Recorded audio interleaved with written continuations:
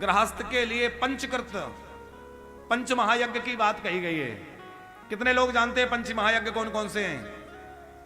अब करने की बात तो बहुत दूर हो गई, लोगों को पता ही नहीं है कि पंचयज्ञ होते क्या हैं। गृहस्थ व्यक्ति को 5 यज्ञ प्रतिदिन करने चाहिए। कौन कौन से? पहला है ब्रह्म यज्ञ। ब्रह्म यज्ञ क्या है?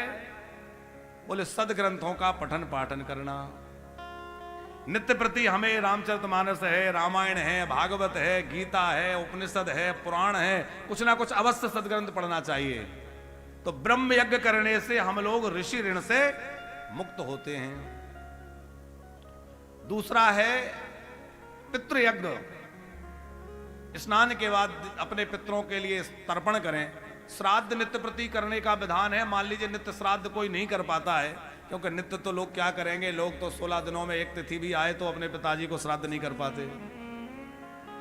तो श्राद्ध प्रतिदिन ना हो सके तो कम से कम जो है आप नित्य प्रति अपने पितरों को जल दें। नित्य प्रति ना दे सके तो कम से कम उनकी 6 तिथि में, पिताजी कौन सी तिथि को गए थे, माताजी कौन सी तिथि को पधारी थी, उनकी जो तिथि है उसमें तो उनके नाम से जल दें, उनके नाम ब्राह्मण भोजन कराएं, कुछ ना कुछ उनकी श्राद्ध करें। पितृयज्ञ के लिए एक और बहुत सरल उपाय आपको बता दें। आप नित्य प्रति जो है श्राद्ध नहीं कर सकते तो क्या करें? एक बहुत साधारण उपाय आपको बताएं। माताएं घर में भोजन बनाती हैं और भोजन बनाते बनाते जो आटा बच जाता है, जिसको पलेथन बोलते हैं, क्या बोलते हैं आपके यहां? पलेथन बोलते हैं।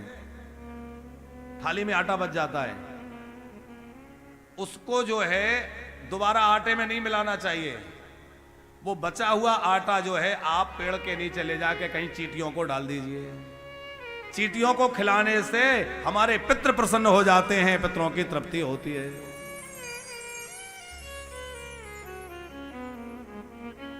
तो नित्य प्रति ब्रह्मयज्ञ, पितृयज्ञ, देवयज्ञ, देवताओं का पूजन अर्चन करें। तो देवताओं के पूजन अर्चन करने से, हवन करने से देवता प्रसन्न हो जाते हैं और हम देव ऋण से मुक्त हो जाते हैं। चौथा है मनुष्य यज्ञ।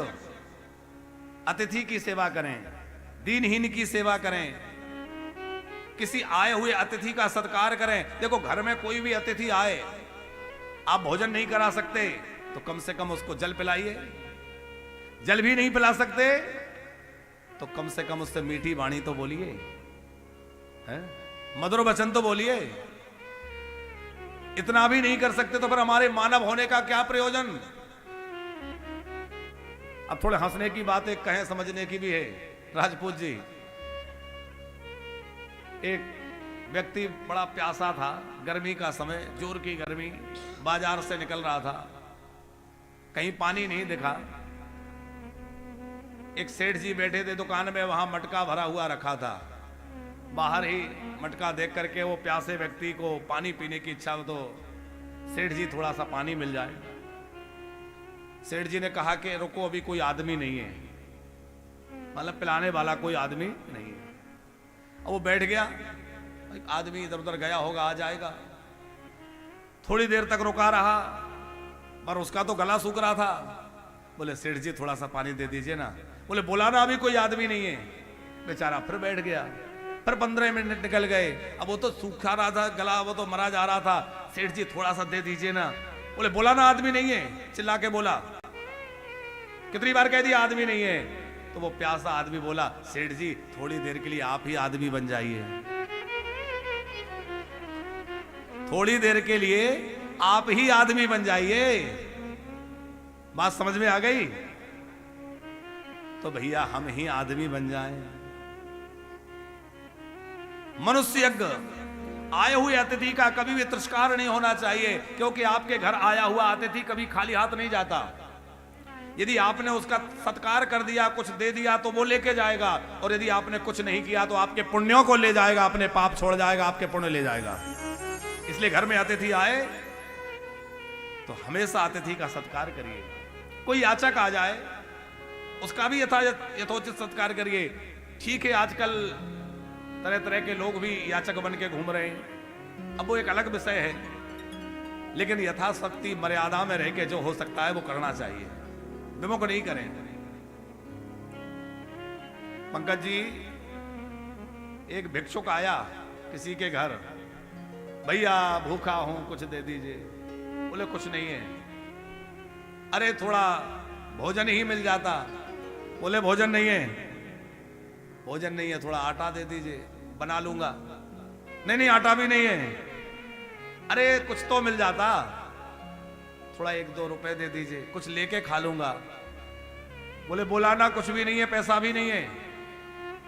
बोले भोजन भी नहीं, आटा भी नहीं, कपड़ा भी नहीं, पैसा भी नहीं है। तो वो भिखारी बोला, फिर वहां क्यों बैठे, मेरे साथ आ जाओ, दोनों मिलके चलते हैं। जब कुछ नहीं है तो वहां क्यों बैठे हो, आओ मेरे साथ। तो भैया ऐसा मत बनो, भगवान ने दिया है तो जितना हो सकता है, कोई आपके दरवाजे पे आ जाए तो उसको यथाउचित सत्कार करके भेजिए, कुछ ना कुछ दे के भेजिए। हम लोग मनुष्य यज्ञ करने के लिए हमारे ऋषियों ने आज्ञा दी है। ब्रह्म यज्ञ, पितृयज्ञ, देव यज्ञ और मनुष्य यज्ञ। मनुष्य यज्ञ में जो है सब मनुष्यों की सेवा। और एक है भूत यज्ञ, 5वां। भूत यज्ञ का मतलब भूत प्रेतों की पूजा मत करने लगना। भूत माने होता है जीवात्मा, समस्त जीवों की। चिड़ियों को दाना डालिए, चींटियों को आटा खिलाइए, मछलियों को खिलाइए।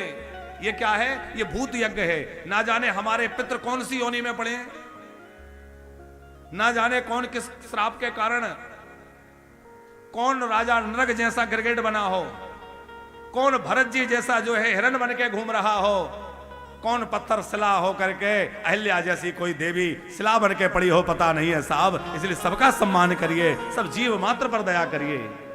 दया सर्वभूतेषु, धर्म का मूल क्या है, बोले दया सर्वभूतेषु, समस्त जीवों पर हमारी दया हो।